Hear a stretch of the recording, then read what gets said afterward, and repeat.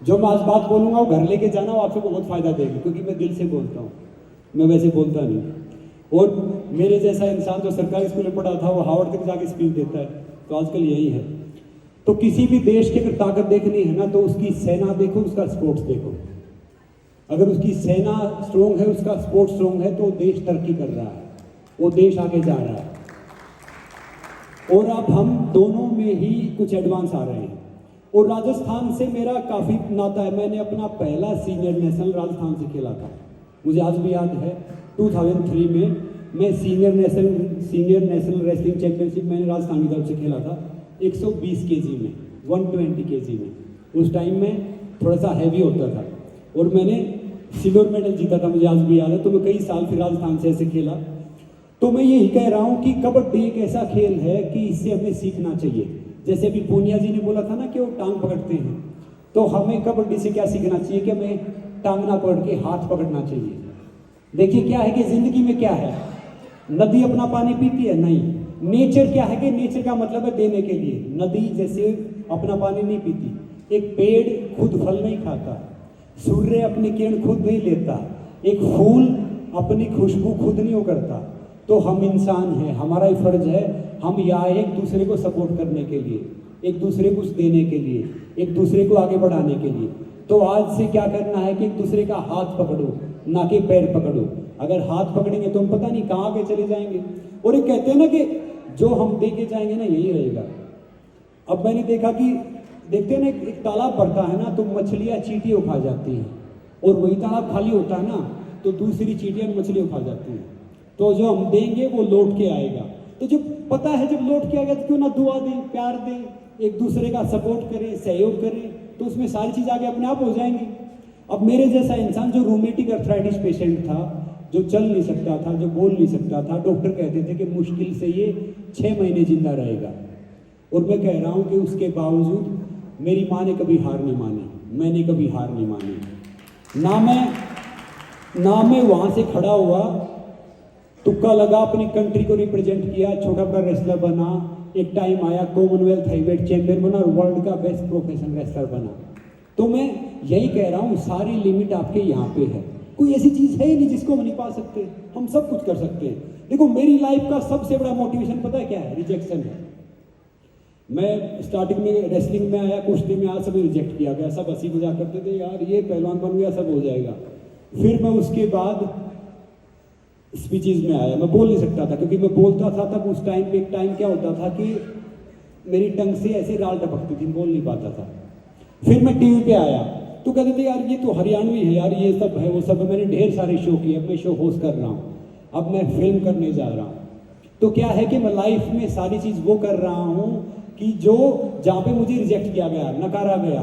तो मैं यही कह रहा हूँ, कोई नई शुरुआत करे ना, उसको सहयोग करो, उसको आगे बढ़ाओ, उसको आगे लेके जाओ। ये कबड्डी लीग जो ये स्टार्ट कर रहे हैं ना, मैं समझ सकता हूँ कि इन्होंने कितना पेन लिया है, ये कितना इन्होंने मेहनत की है, ये प्लेटफॉर्म बनाने के लिए, स्टेज लाने के लिए, स्टेज पे हम सबको बैठाने के लिए। तो क्या है कि इन सबको अप्रिशिएट करो। और कहते हैं कि कई बार है ना, आखिरी चाबी ताला खोलती है। ये नहीं कि हम हर एफर्ट में कामयाब हो जाएं। तो आप सब जितने यहाँ पे आए हैं, इनको दिल से दुआ दो और इनको ढेर सारा सपोर्ट करो कि ये आगे जाएं। और ये कबड्डी लीग, मैं कह रहा हूँ राजस्थान का डीएनए कितना स्ट्रॉन्ग है। अब आप खुद देखो, हिस्ट्री उठा के देख लो, याद रखो कि है ना, हमेशा ताकत कभी पूजनीय नहीं रही है। चाहे वो आप ताकत किसी भी चीज की हो, प्रभाव पूजनीय होता है। ताकत कभी पूजनीय नहीं होती, प्रभाव पूजनीय होता है। तो याद रखो, अगर आपको जिंदगी में कुछ करना ही है, आना ही है, तो एक दूसरे को दुआ दो ना, आगे बढ़ाओ ना, और नेचर से जुड़े रहो भैया। वो कहते हैं ना कि पुरानी कहावत है, पहले घर, हमारे घर में मिट्टी गड्ढे थे तो हम बीमारी से दूर खड़े थे। पहले घर में मिट्टी गड्ढे थे, हम बीमारी से दूर खड़े थे। आज घर में आ रहे और बीमारी हजारों हैं। तो क्या है कि अपने रूट से जुड़े रहो। जिसने अपना रूट छोड़ा वो समझ लो कि वो थोड़ा सा डाउन जाएगा, नीचे जाएगा, ऊपर नहीं आ सकता। ये मैंने देखा है। और याद रखो, जब तक दुनिया वाले आपके सपने पे हंस नहीं रहे ना, तो समझ लो आपका सपना छोटा है। और इस दुनिया में मैंने पहले ही बोला है, आज फिर बोल रहा हूँ कि भैया, जिस पे जमाना आता है इतिहास वही रचता है, और इतिहास हमारे जैसे पागलों में से कोई रचता है। जी कोई भी कुछ कर लो। अब नेता बनना आसान है, अभिनेता बनना आसान है, सब कुछ बनना आसान है, मगर एक अच्छा इंसान बनना थोड़ा सा मुश्किल है कि अच्छा इंसान बन के जाओ। और मैं कहता हूँ नेता की रिटायरमेंट हो जाएगी, अधिकारी की रिटायरमेंट हो जाएगी, इवन बिजनेसमैन भी रिटायर हो जाएगा, मगर इंसानियत की कभी रिटायरमेंट होती नहीं है। तो उसको बना के रखो, उसका बहुत स्कोप है, उसकी सारी चीजें हैं। और क्या है कि आप जिस भी चीज से जुड़े हुए हैं ना, मैं कह रहा हूं कि बीइंग नॉर्मल इज बोरिंग। हमेशा लाइफ में कुछ नया करो ना।